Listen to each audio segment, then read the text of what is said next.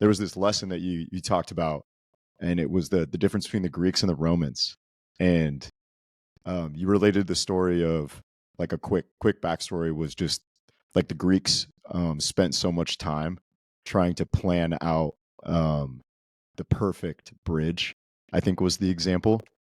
And so they spent all their time planning and not very much time building. Where like the Roman Empire did the inverse. They actually like built a ton of bridges and they just learned through failure.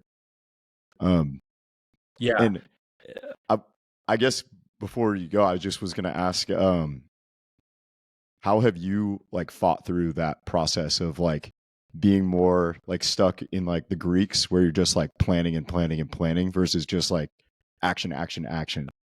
I actually have a really bad example of this in my own life, which is I've been trying to do YouTube for how to take over the world. And every single time I'm like, oh man, I don't feel like I have the right strategy. I don't feel like I have the right angle. I got to think more. I got to get the right angle.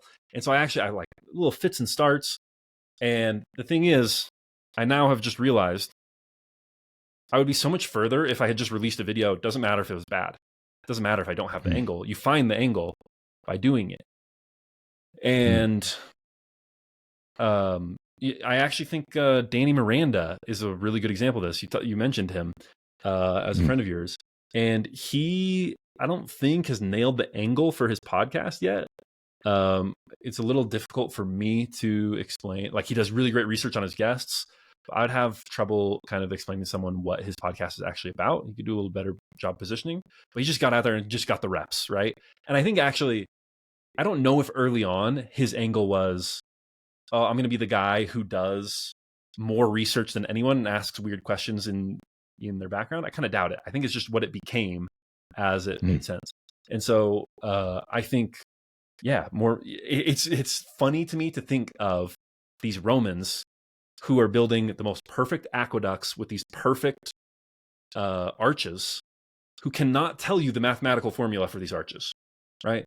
They cannot tell you the physics behind what it works, but they just kept building stuff, and stuff would collapse, and other stuff would work until they experiment their way into much better architecture and warfare and everything else than anyone else in the world. And I think that's what more people should do. Just get reps, man. Just put stuff out there, and it'll improve as you do, rather than as you spend a ton of time trying to learn. The other one I would highlight is Thomas Edison. The light bulb. The thing about the light bulb is everyone was trying to build it. Everyone knew that electric light was the next big thing. And everyone else, people made fun of Edison because he never went to college. He didn't know theory. He actually felt bad about it. He tried to study theory to like make up for it. He was the inveterate tinkerer. He didn't know theory. He just knew how to tinker. And so while everyone else is trying to figure out what's the science behind this, he's like, I don't know, but I know if I try 10,000 different substances, eventually something is going to work. As the filament was the big part that people couldn't figure out. Filament for a light bulb.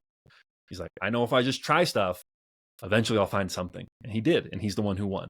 So he's kind of the canonical example of tinker, put stuff out there, try things that'll work better than trying to figure out the theory. There's a good life lesson there that you brought up YouTube, because my friend Michael Richardson will get a kick out of this because I'm in the same boat. He's like, why aren't you putting stuff on YouTube? I'm like,